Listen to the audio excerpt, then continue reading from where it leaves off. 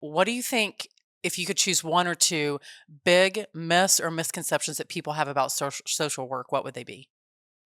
Oh, one of the biggest ones, especially when you're dealing with children, is that they're the people that will take your child away.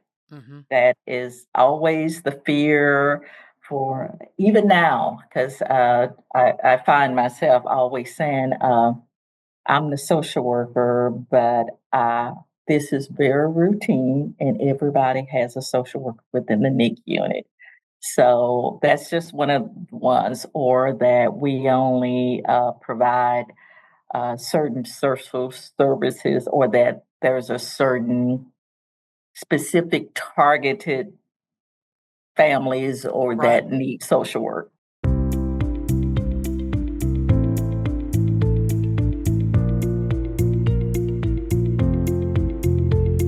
Welcome to NICU Heroes, a podcast produced exclusively for NICU professionals, with me, Kathryn Whitaker, as your host. I'm the mom of 6 children, including my very own NICU baby. This podcast is produced by Hand to Hold, a national nonprofit dedicated to providing free personalized support, resources, and community before, during, and after a baby's NICU stay.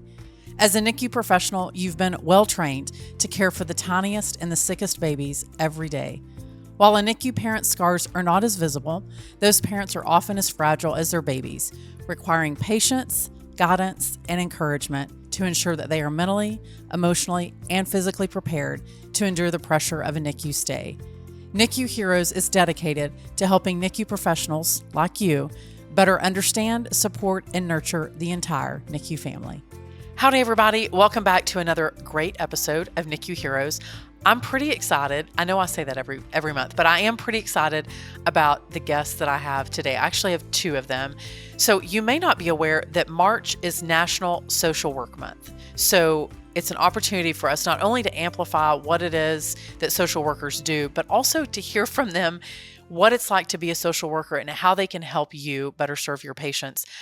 I can tell you that whenever I was a NICU mom, I had a certain impression of social workers, and then I got to know them and I was like, wait, what? I had no idea that you did that and that you did this.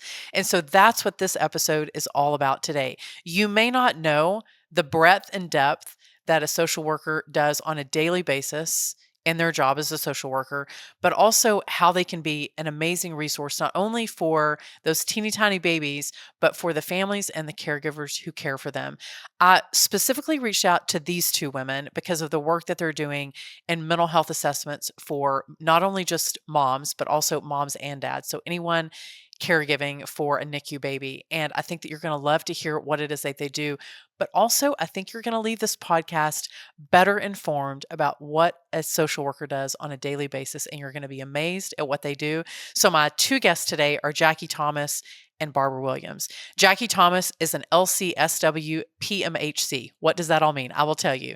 That means that she's a licensed clinical social worker, and then she also has a certification in perinatal mental health. She has more than 30 years in the field of social work on her docket, and she works primarily in psychiatric settings. She completed her graduate studies at the University of Michigan, and over the past 6 years, she's worked in the neonatal intensive care unit at Bonheur Children's Hospital in Memphis, Tennessee.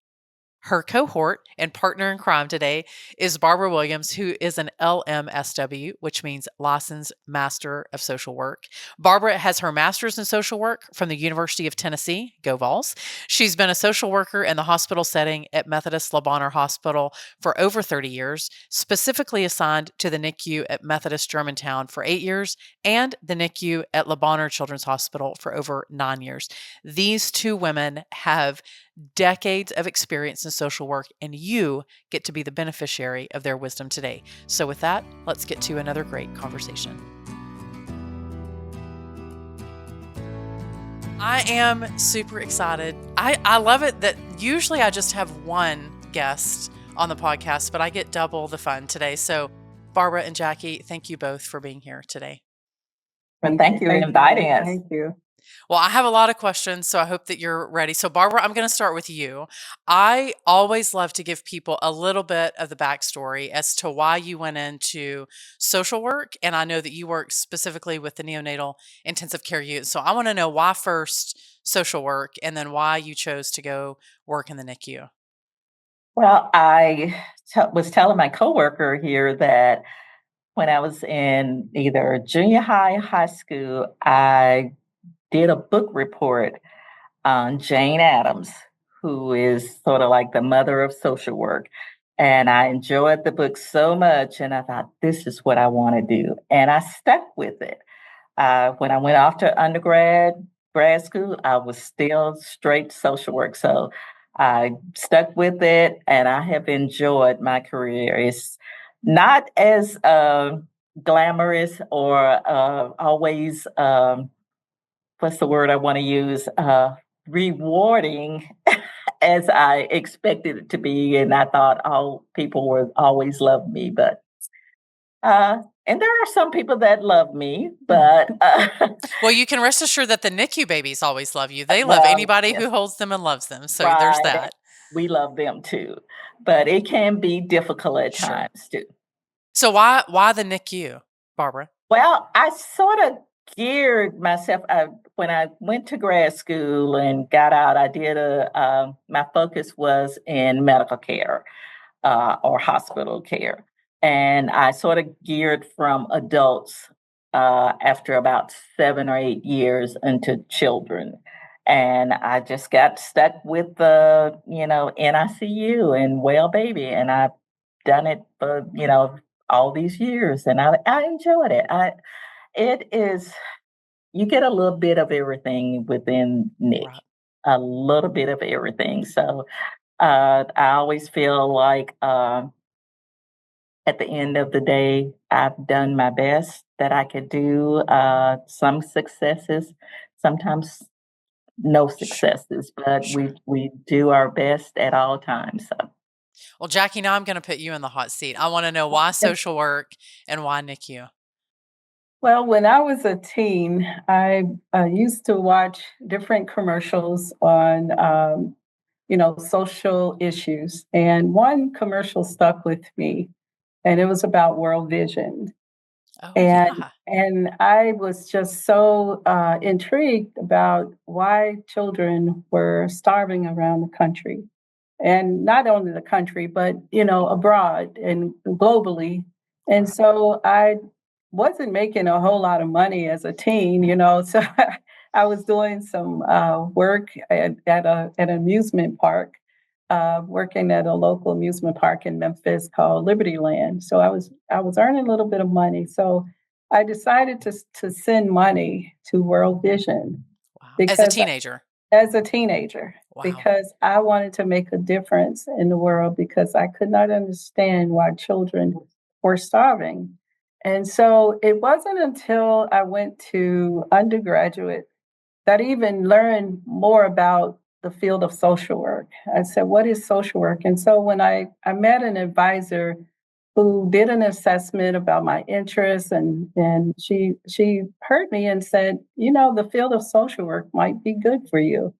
And so from then on, I was just so intrigued. I said, they really have a profession that really targets people and working on their problems and their issues. And so from then on, undergraduate, majored in social work, and then went to graduate school at the University of Michigan. And then I became more interested in mental health. Yeah. And so I accepted a fellowship to work in the field of social work and doing mental health care. And so the only thing I had to do was just post graduation work for 2 years in mental health. And so I said, this is really interesting. So I learned that there were so many different Yeah. specialties within the field of social work. And so I spent several years working in inpatient psychiatric care Wow. at a facility, a couple of facilities. And so I lived in Chicago for about 20 years working in inpatient. care in a suburb of Chicago. And then my family relocated back to Memphis. And I said, well, this may be an opportunity not to continue with mental health. So I've been applied at Bonheur, and it's, well, we're going to put you on NICU. And so I said, well, that's different. That would be really different from mental health. But I learned that mental health care follows you everywhere. Mm-hmm. And so I was placed on the NICU, and it's been really rewarding ever since. So we do a lot of mental health care on the NICU as well. You sure do. Well, I laugh when you say, I laugh about the question when I say, how did you find social work? It sounded like social work found you.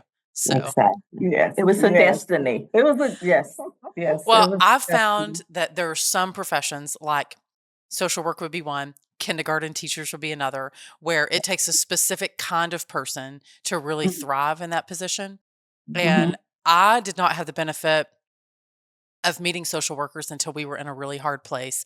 But I remember thinking, how have I not known the good work that social workers do? How has it taken me this long to see the good work that social workers do? I think I had a lot of misconceptions, I think, and a lot of myths about what social work is. So maybe we should start there. Like, Barbara, I'm going to ask you, what do you think, if you could choose one or two big myths or misconceptions that people have about social work, what would they be? Oh, one of the biggest ones, especially when you're dealing with children, is that they're the people that will take your child away. Mm-hmm. That is always the fear for, even now, because I find myself always saying, I'm the social worker, but this is very routine, and everybody has a social worker within the NICU unit. So that's just one of the ones, or that we only provide certain social services, or that there's a certain specific targeted families or that need social work. So, right. I'm glad you said that. I was getting ready to ask you about that. So, Jackie, what would you add? Anything to that? I would just add, and I totally agree with Barbara, but I would just add that that there's a perception that social workers are not capable of doing other things outside of just kind of administering to people or providing those resources and counseling. As I said, being in the field of mental health and social work, we provide the majority of mental health care in the communities. Most of licensed clinical social workers provide a good number of mental health care. So our profession itself is much broader than people realize. Do you think that that's changed, like in the time that you started doing social work to today's world of a social worker? Do you think that services have gotten bigger, or are we just doing a better job of knowing what it is that y'all do? I think we've gotten bigger. I think we've gotten bigger, and as time has gone on, as social workers enter into graduate studies, they learn that we're just not limited to, as Barbara said, working in Department of Human Services or Department of Children's Services, but we're everywhere. We're in prisons. We're in the legal realms. We work with lawyers. We work with doctors, primary care doctors who recognize that behavioral integration is key, because they're encountering families that are in need of both physical and mental health care. And so we're in all different aspects or areas of the communities. And so we have tried to get that word out, and I think the professional communities have recognized the value of our services. Well, that is why I have both of y'all here today. I have interviewed amazing doctors and specialists, in just about every category you can imagine. But the one hole that I felt like we weren't really talking much about was social work. And I mean, I can say that when we had our initial NICU stay, when the social worker came in, Barbara, I was like, why is the social worker coming in my room, and I immediately, like, the hackles went up, right? Like, but I Mhm, promise I'm a good mom. I promise I take care mhm, of my baby. And mhm, I recognize that if I was feeling that, mhm. there were Mhm. probably a lot of other people who were feeling that. So Exactly. maybe walk us through, Barbara, like, what's a normal ish? I mean, I know there's no normal days in the NICU, but walk us through like maybe typical is better, a typical day of your life as a social worker at your hospital. Oh, wow. Well, usually I tell, and Jackie knows this, that I'm the early bird of the group. So I There's come got to be in, one. yeah, I come in, and it's also my quiet time too, Sure. because we all share an office.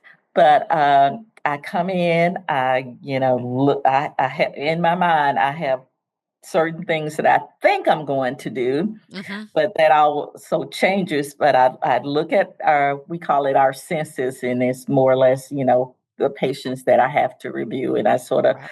just look and see who's new, who are there any changes, and I just sort of walk around, usually within the NIC just to ask the nurses, is so and so okay today? Did we have a good night?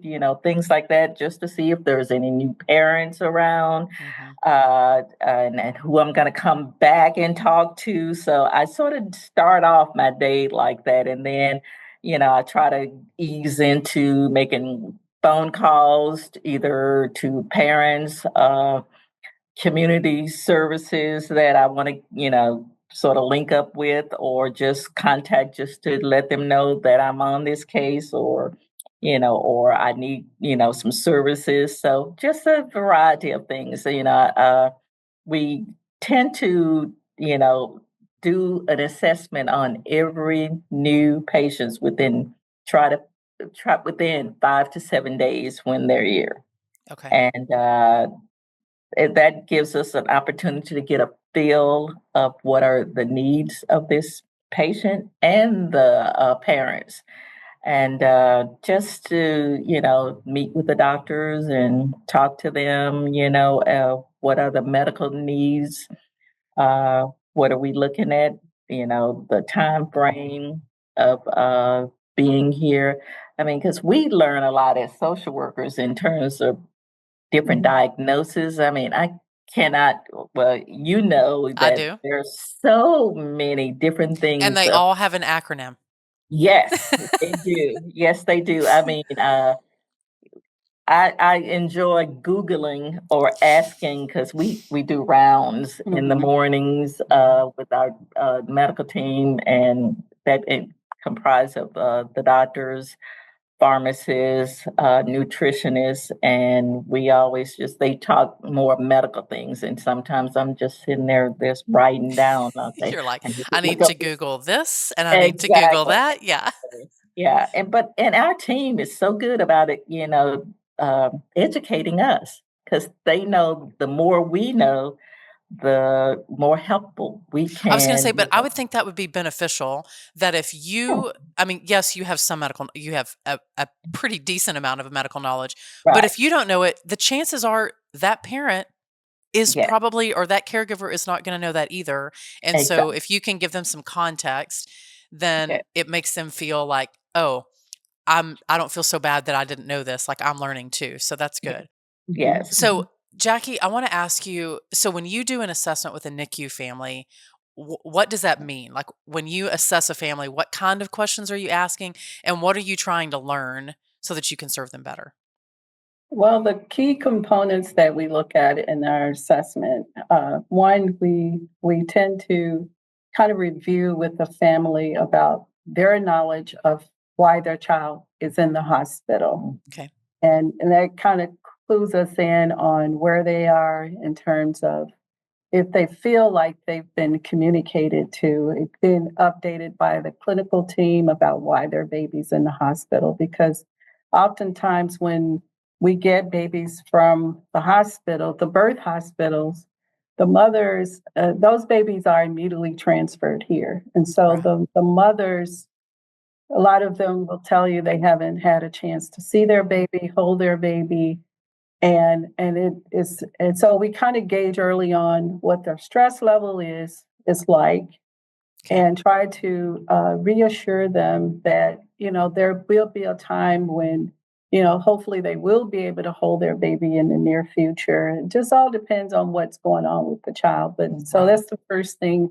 We kind of review the history and physical to see, as you said, why the baby's in the hospital. So that's the first thing, is just to get to know them and kind of build that rapport with them, to let them know what our role is. And we explained that at the beginning, that we're not here from any social service agencies and any of that. So that's the first thing we do. But secondly, we review the demographics. We want to make sure we have their address, their phone numbers all correct, and then identifying their support system, the emergency contacts. If we can't get in touch with one of you, who else can we call? Who's in your support system? So it's very important to know if they have family around, friends, any religious affiliations they want to share with us. If they don't want to share it, that's fine. But we try to assess to see, just like I said, any community services that they already have in place. And if we're talking to them, we're assessing to see where we can help them get connected, if anything. We also assess for the essential items that their child may need, being safe sleep items, car seat, safe sleeping arrangements at home.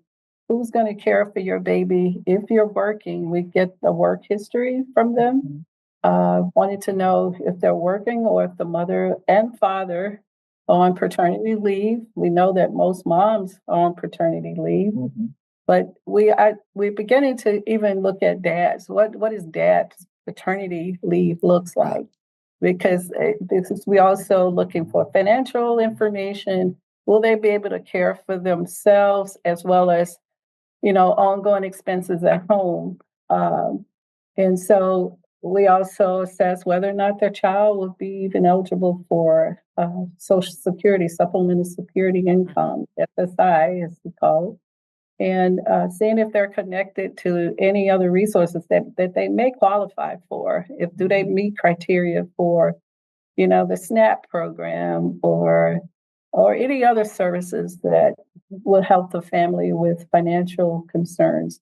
We also do, because we're now under the electronic medical record EPIC, we also have included in our assessments the social determinants of health. So we're looking at whether or not this family has been homeless over the past year. Are they having any trouble with housing? Are they having any trouble just making basic expenses, meeting their expenses in the home?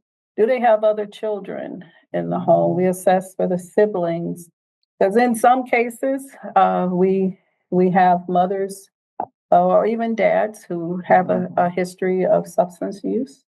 And some of the families come in with that issue. Is there a history of it? Maybe some parents may need referrals to different services in the community, rehab, whatever the case may be. In most of those cases, there's usually a Department of Children's Services referral. Some of them have been already referred at the birth hospital. And if they haven't been, then it's our responsibility to connect with the DCS, Department of Children's Services.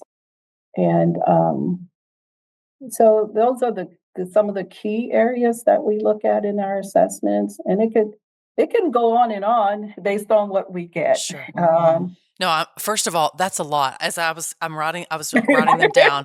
That's like 11 categories, and I know there are many subcategories of the main category. So, y'all seem like I don't want to say the face of the NICU, but maybe the human side of the NICU, because you have the doctor who's looking at the condition, you have the nurse who's monitoring the vitals, you have maybe the chaplain who's looking at the spiritual or the emotional bandwidth, but no other worker in the hospital sort of gets the full story except y'all. That's So true. as I'm thinking about that, maybe the thing that we fear should be the thing that we actually embrace, because you're like, this is the one group of people that can not only help you access things, which are, Mhm. yes, SSI was great for us, like many of those things, but also help support you in other ways. Like Mhm. no one else is asking, who's the other caregiver that's coming up here? Or if they're coming up here, are there things that we need to know about them? Or do you have a place to live after you leave the SNCU? Or maybe they don't have anywhere to go and they're coming back in homeless to take care of their babies. Like there's so many factors at play, and I don't feel like there's anyone else that really looks at all that except y'all. So maybe this is just good affirmation to say, Mhm. I'm Mhm. grateful for your presence there, because I know that it can be such a game changer for people. Because maybe let's talk about some of the services. So if you had to maybe say, Barbara, most of the NICU families or many of the NICU families that come here utilize XYZ service or need XYZ support, what would that be the most that they utilize, that they tap into with y'all? Wow, that's that's tough just to say. Oh, wow. I don't know. I'm gonna let Jackie answer that You're going to first. defer to Jackie. I would defer to She was on Jackie. a roll. She was on a roll. I was on the roll. Well, one of the things that, in addition to what I just kind of rattled off or stated, one of the things we look at too is the dynamics between the mother and father, Okay. and so in many cases, the fathers don't have a chance to sign or acknowledge the birth as the birth father. So we get the babies in who and the mothers haven't identified a paternity, and identified the father Right. in writing as the father. So then we have to address those issues. That's part of the assessment as well. And so we then have to refer the family to the health department, to have mom and dad go there and establish paternity. And they have to go there in person to do that with their IDs. And so we refer to the health department, but we also, I would say, we when we address the needs of the family, we provide them with meal vouchers. And those are the families who have food insecurities. Mm-hmm.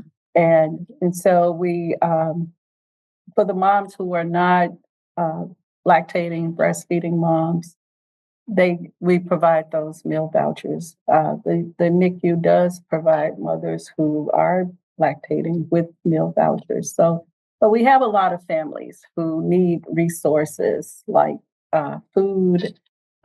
We partner with in a local agency called I can say Forrest Spence. Okay. Forrest Spence Foundation has been very good with putting in the plug for them.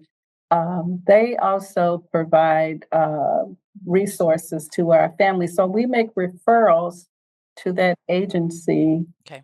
and they provide uh, vouchers up to a certain amount, but they also provide grants to families who are in greater need. And so so based on what we tell the family, and the family has to also do a part in that referral process. They have to identify what they're going to do with that resource, that money, if they were to get it. And we have families that are in need of car repairs, paying rent, getting their rent paid, getting their utilities paid. So they have so many different needs. And so, in part of that assessment, which is ongoing, by the way, we can then address those issues. We put in referrals for cribs, strollers. We have babies who leave with tracheostomies. So we know that those babies may need special equipment, like a double stroller to hold their equipment, whatever the need is. And we have a safe sleep supply closet where we also provide car seats. The hospital provides car seats to those families who can't afford one. We assess those families to make sure that the car seat that they have hasn't expired.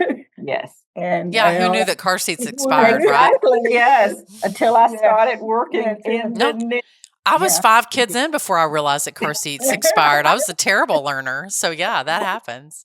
So basically, it's part of our assessment. Yeah. We make those referrals. So you want to add I was anything? just going to say one of the things that we have really started looking at is the mental health of the parents, where they are and what trauma that they have gone through, because that will make such a difference. Especially, we are a level 4 NIC, Mhm. which means we You see it have all. children Yeah. from 22 weeks up to 2 years. Right. Who knew? So let's talk about that assessment, because that was really, I know that the Children's Hospital where we were at Mhm, recently started this more comprehensive look at mental health, mhm, because PMADS, so that mhm. encompasses them all, but it's really important.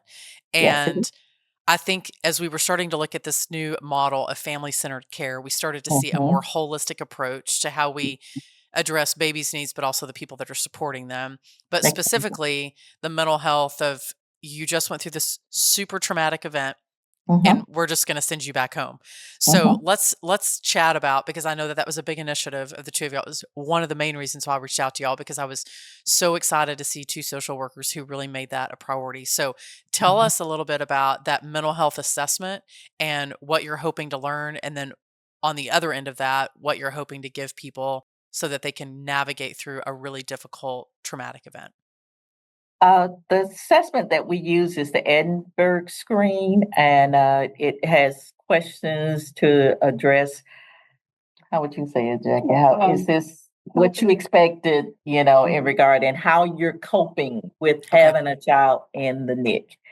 Uh, Everybody hopes and prays that they have a nice, healthy baby. And of Sure. course, that is not always the case. And depending on whether you had a child at 22 weeks or a full term baby that may have severe cardiac problems, that may require, cardiac surgery. That's a lot to deal with, and Yeah. dealing with not only this child, but other siblings, jobs, just your own mental health in itself. And we try to do it with both partners, and also allow it, or encourage the dads to become more involved with this as well, Right. because we see that as a population, I guess, that men are always feel like they have to be strong, and that they can cope with this, and Right. usually you see a lot of anxiety and stress, uh, substance use to cope with these things. And of course, we know that's not the appropriate way, because a lot of times we see a high rate of divorce with families that go through big trauma Yes. and having a special needs kid. Yeah, Yes. so it's been a big change for us. I think it helps, especially like I said, it when you're having kids that could be here up to 2 years, that assessment goes through that whole process. Every day is going to be a different day. You're going to see a lot of different changes within that child and the parents, ups and downs, and we have to work them through this to get to the end where hopefully they will be taking their child home.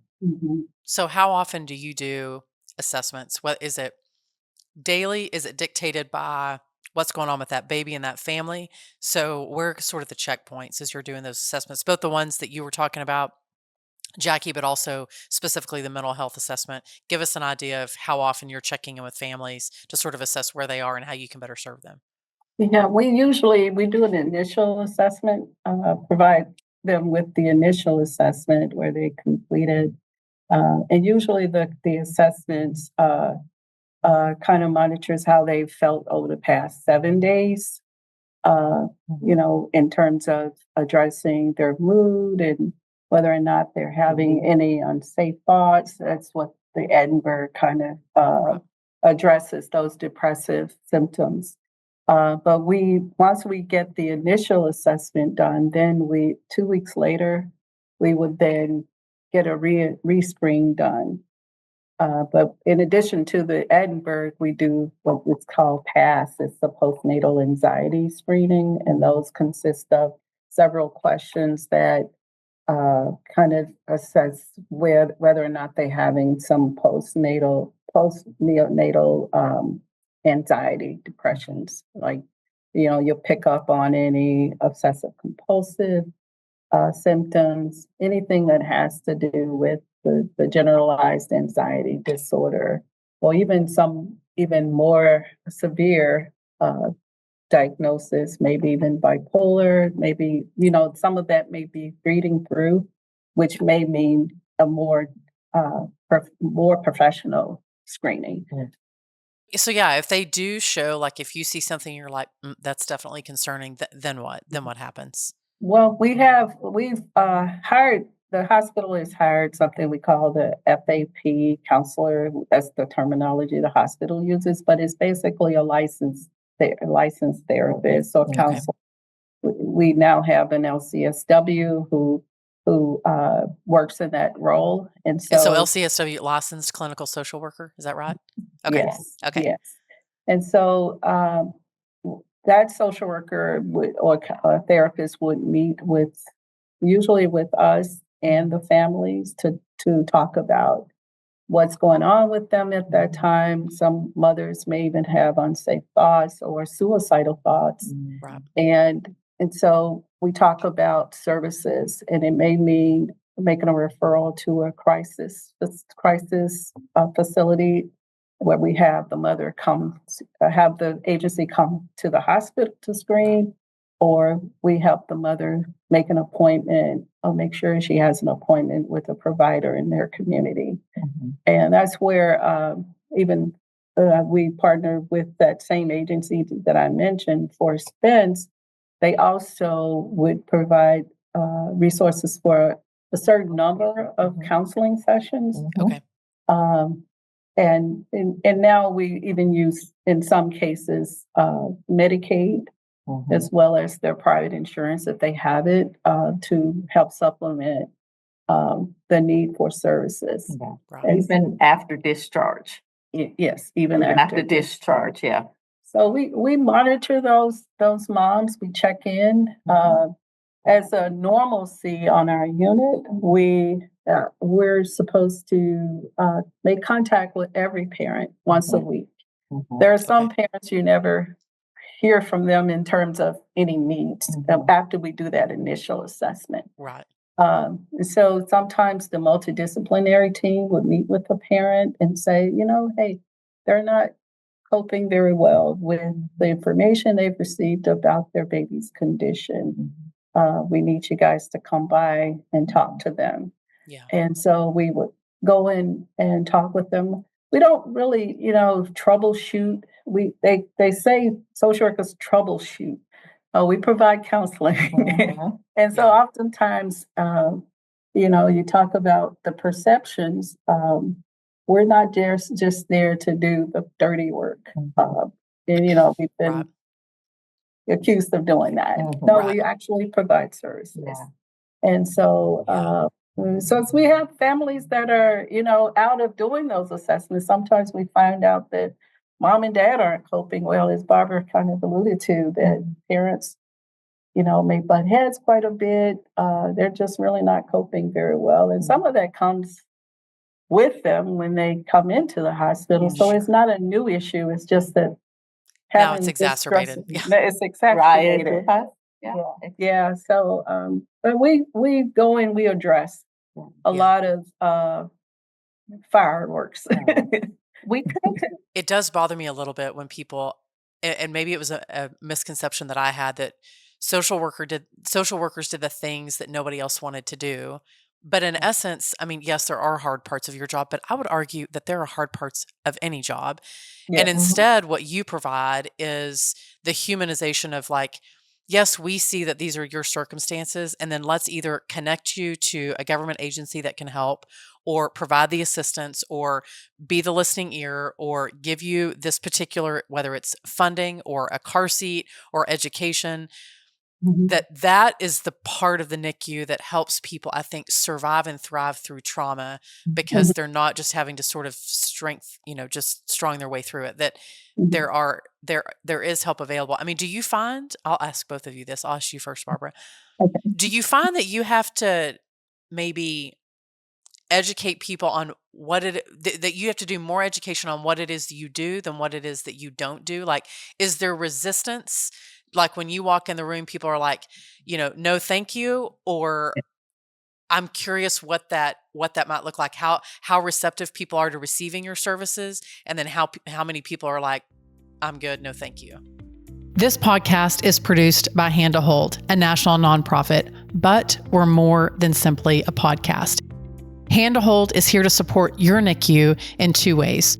One, you can refer your NICU parents to us for support. Or two, you can bring dedicated Hand to Hold support to your NICU, either in person or virtually. Our support consists of one-to-one group and educational resources, including our family-focused podcast, NICU Babies Parent Support. For more information, visit handtohold.org and click on NICU Professionals. And that's one of the reasons I mentioned, usually when I do meet a family, I said, this is part of what we do here at Bonheur. Everybody has a social worker. We're the in-between person, I guess, between the doctors and nurses. We look at the whole picture as opposed to just the medical part, just the nursing part. We look at all of it and help them work through this process and try to guide them to what is this process going to be, this journey is going to be like for you, and encourage them to, spend time away from the bed sometime, or spend more time, touch the baby. You can talk to the baby, read to the baby. These are things I think a lot of times parents come in, especially if their baby has a lot of IVs and machines and things going on, they're afraid. Sure. They are afraid and may somewhat withdraw. We one of the things that we always look is to make sure that our parents are coming to visit. Sometimes they start off. I hadn't even thought about that. Oh yeah, oh yeah. And a part of it is that if you're afraid, you may be trying to protect your heart. Sure. And you may sort of just pull back a little bit or be afraid to come because you may receive bad news. Right. Or you may be judged, or exactly. Maybe you don't have the resources to get there. There's a lot of reasons why. Exactly. Yeah. And I was going to mention that one of the things about Bonheur is that we were fortunate enough. We have what they call angel eyes, where the parents can see their baby. If they live quite a distance away, they can see their baby on the camera. Yeah. And that can give them some comfort, One of the things I think I mentioned earlier about sometimes, some parents want to stay at the bedside 24/7. And that's not always good. Right. You got to have some time for yourself.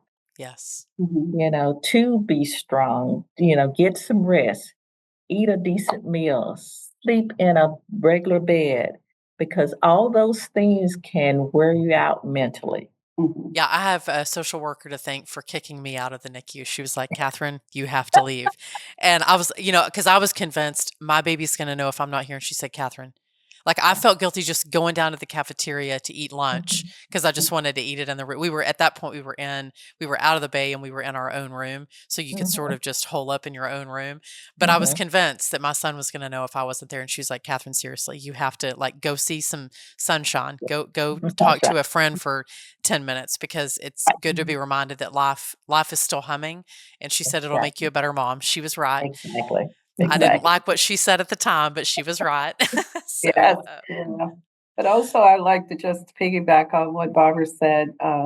And we try to do, for those families who do live 50 miles or more away, we do have home without, still where they can be near the hospital. So it's like home without not being at home. yeah. And Right. so they go to, we have a facility where they could stay. It's like a hotel, but they could stay there as long as their baby's here at no cost to them. Yeah. And so they could stay there in the facility and still come over to the hospital. It's just right across the street from the hospital. And so it's a time when they can get away and not be too far from their baby. And so we try to remove. One of our goals is to remove the barriers that prevent moms or dads from being at bedside, but understanding we try to help them kind of balance their lives around that time or bring some type of normalcy.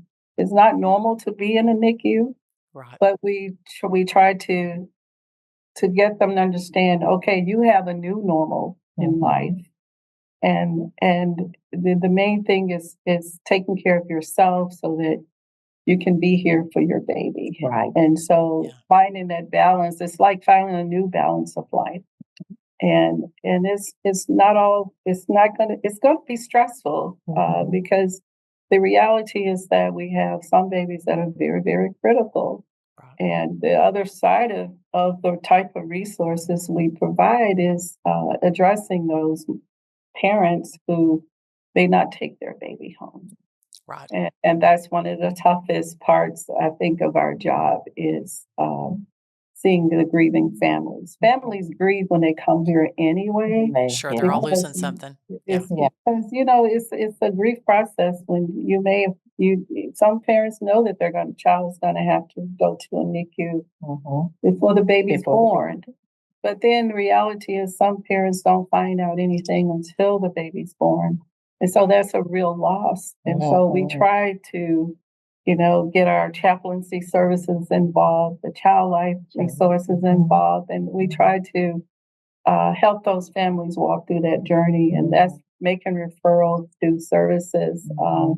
But on the other side of that, it's helping them with funeral costs and helping them to navigate that whole process. Yeah, so I was getting ready to ask that. So if there is a death in the NICU, Jackie, what role does social work play helping that family navigate through that?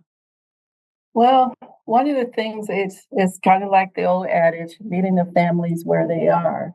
Yeah. And so for some families, they want you to be there, hold their hands, and just sit with them and listen. But then there are some families who may want a little bit more. They want the hugs. They want you to address their physical needs and their emotional needs. So we listen to what they tell us that they want in that moment. Some of them just want to be alone.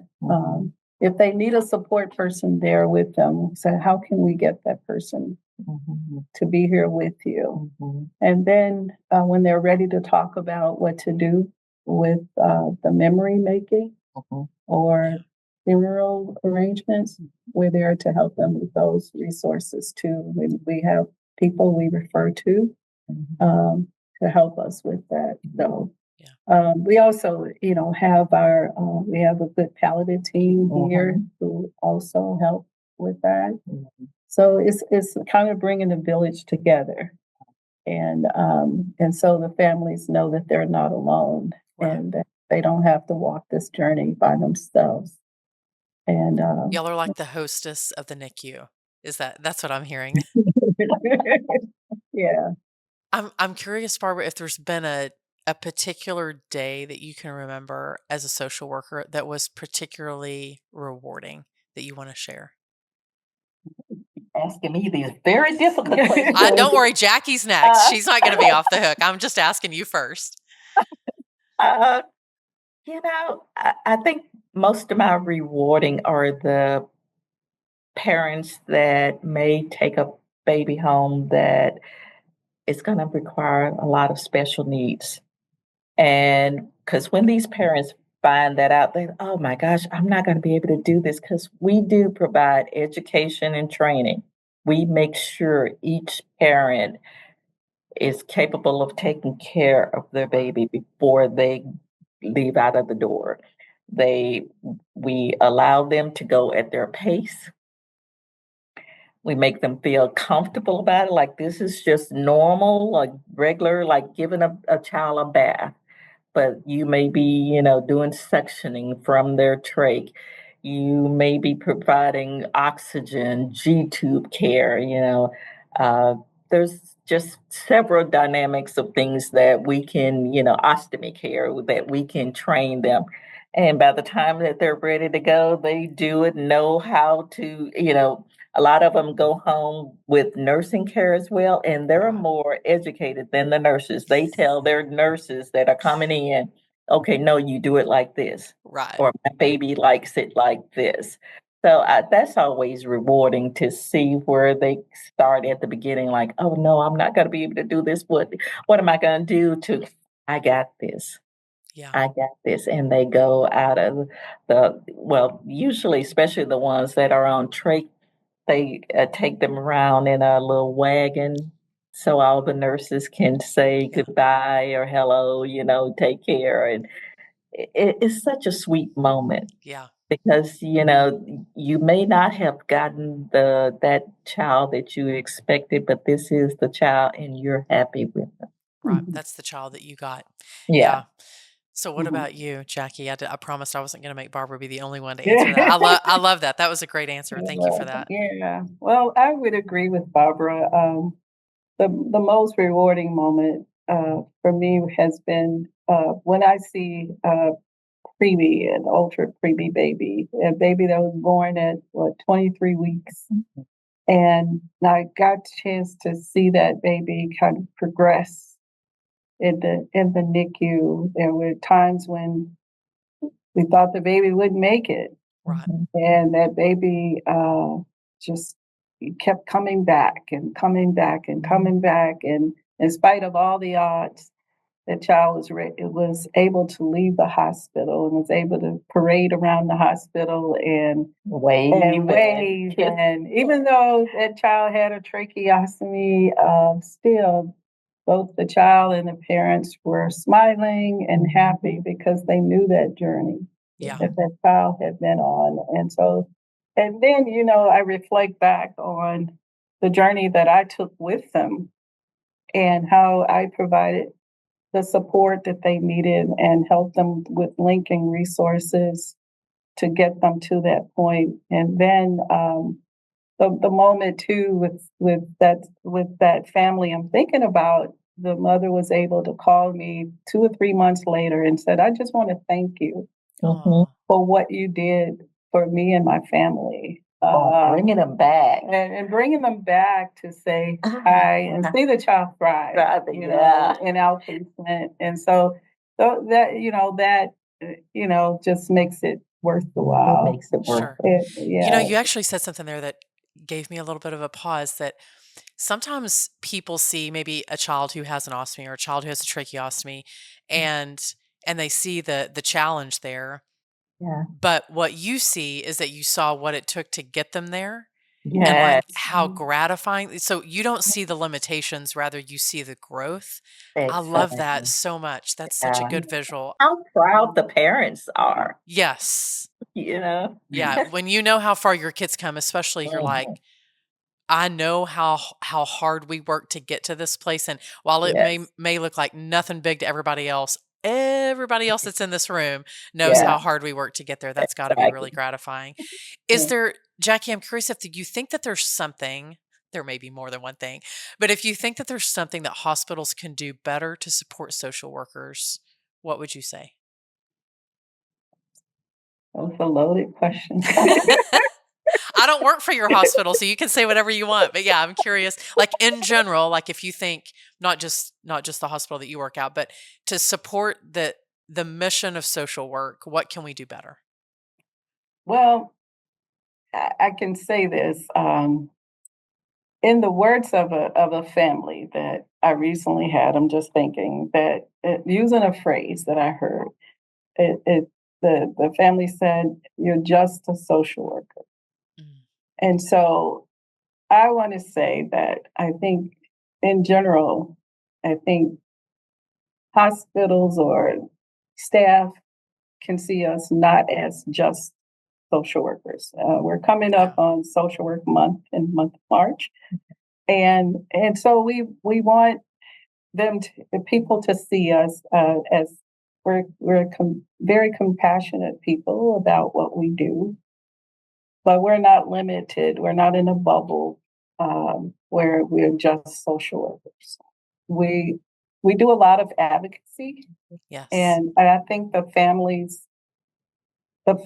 see that, and I think that's one of the things that the little light bulb goes off. Hey, she is, or he is not just here to provide me with food vouchers or provide me with, linkage to some services in the community, but we're actually here to support not only the staff, because we actually do a lot of interference. We run interference for, I think, the multidisciplinary team. And a lot of that may not be seen all the time, but is there. And if you take it away, it's not that we're going to protest or anything like that, but if you take it away, I think people will see more of the value in the service we provide. And we've been fortunate. I think we're blessed that we have a very supportive team on the NICU.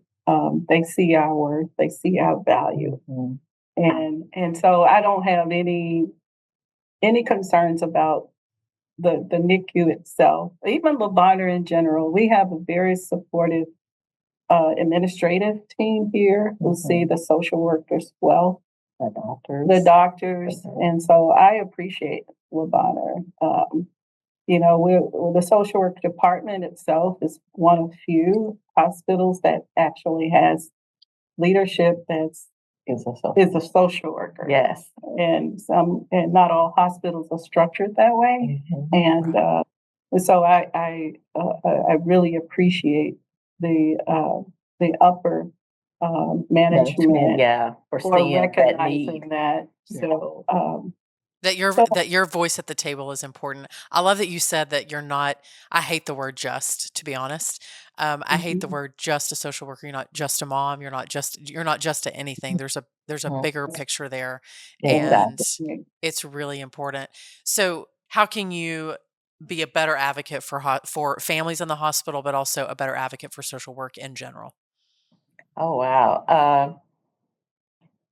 That is a tough question. For the parents, that comes second nature for us, is to be an advocate for. I start with the child, go to the parents, and just, those are my two priorities in the beginning. Right.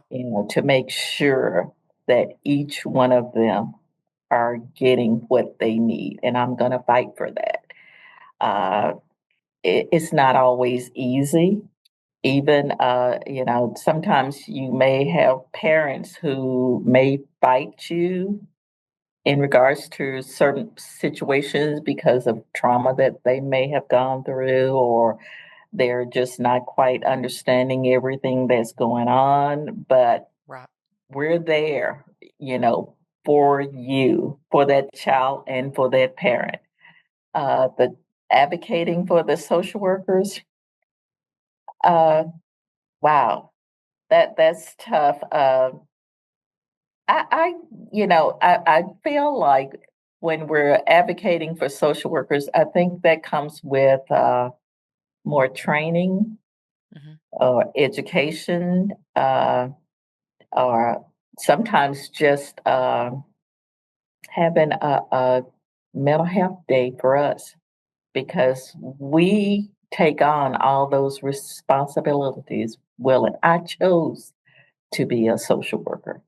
Even on my worst days, I come back to this because I am proud to be a social worker. I do feel, and I think Jackie, same thing. We were meant to be social workers. Yeah. Even before we knew what social workers were, Right. It was So in your DNA. I just hope that, the next generation, because I think there is so much need. I saw it especially during COVID. That was difficult. We were limited on how many visitors could be here.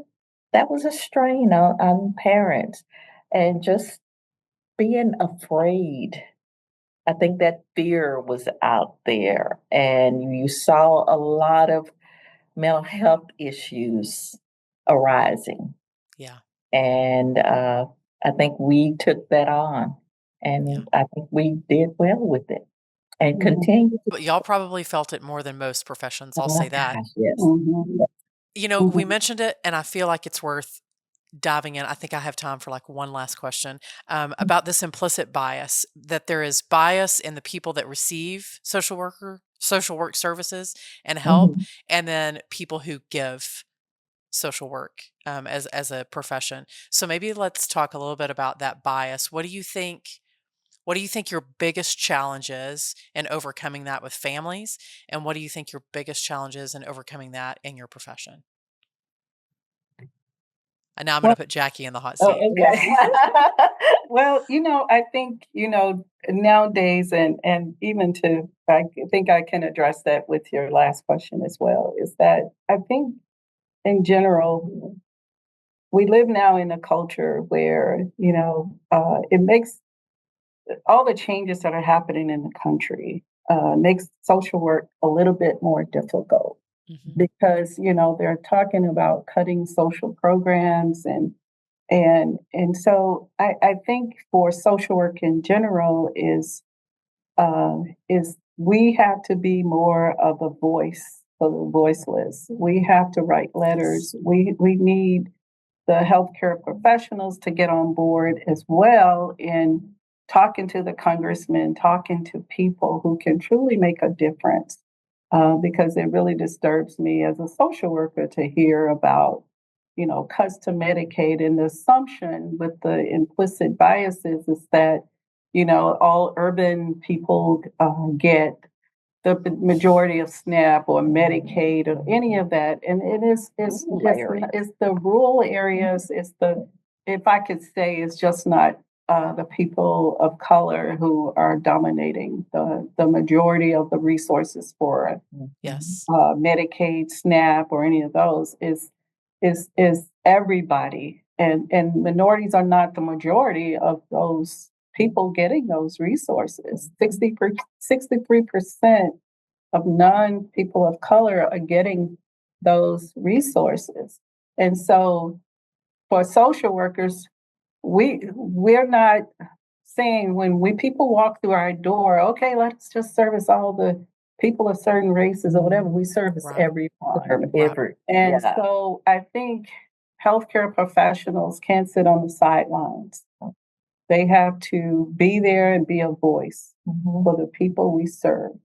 Because it helps everybody. If you don't have Medicaid, a lot of hospitals would probably close, Correct. especially in certain Rural areas, yes. the rural areas. And I'm sure that Bonheur, as a whole, is a recipient of a lot of families that are getting those resources. And so I think it's important not to judge people, Yeah. and because that's hurting the people, and so social workers as a whole, as we try to service people in our community, people walk through the hospital doors, we have to say, we have to address those social determinants of health. And so we're going to be dealing more with people who don't have adequate health care, people who lost their homes, people who can't feed themselves, because the resources are drying up. And so I would say we have to be more active in our communities, in our legislative uh, branches, and advocate for the people, not only for them, but for ourselves too. I mean, it helps us stay afloat, it's hurting people of all races, all socioeconomic backgrounds, because you may have a job today, but you may not have it tomorrow, Right. So Right. because a lot of people there's a high sense of anxiety right now among people. Yeah. And we can't assume that it's not our community. You may feel a sense of security right now, but it may just time for many people. Well, and you have real people with real lives who come into your NICU setting, and the NICU doesn't discriminate in the sense that anybody can have a NICU baby, regardless of the color of your skin, how much your paycheck is, where you live, what language you speak. And so I think it's a good and important aspect of hospital life to have a specific profession completely dedicated to seeing that whole person. And then how do we address the challenges that they walk into our NICUs with? Because there is life in the NICU, and then there's also a whole lot of life outside the NICU, but they are not mutually exclusive. There are intersection points, and that obviously that's where y'all come in. So, all right, Barbara, I'm going to ask you the last question. I lied. I have one more question. So if you had to dream about what social work could be, or what's on the horizon for social work in the next decade, like what are you most excited about, or what do you wish that we could do more of when it comes to social work in the next 10 or so years? I want to ask you to dream a little bit. Okay, I know that dream. I love it. I love it. We've been fortunate here at Bonheur. We have a total of about, with full-time, inpatient, outpatient, and PRNs, we have about 46 social workers, and it's still not enough. I would love to see somewhat of a smaller caseload, because due to resources, needs of the parents, mental health, substance abuse, the cases are becoming more and more complex. Right. And just being able to meet with the physician and parents and work them through this journey is getting tougher. I would love to see more continuity with medical team in terms of the same physician, where the parents would have more of a connection with. And we try to do the best that we can here, but we're a large hospital and large number of neonatologists. So, but just I think a smaller caseload to be able to provide our parents with the needs that they have. Right. I just see mental health, substance abuse, housing. It's getting tough. Well, you see what nobody else wants to look at. Exactly. And to make sure that we're going to make sure that that child goes to the best environment possible. Right. They deserve that. I agree. That's a good way to end it. I think the two of you are precious. Thank you so much for being here. I had so many questions, and y'all answered them so graciously. So thank you.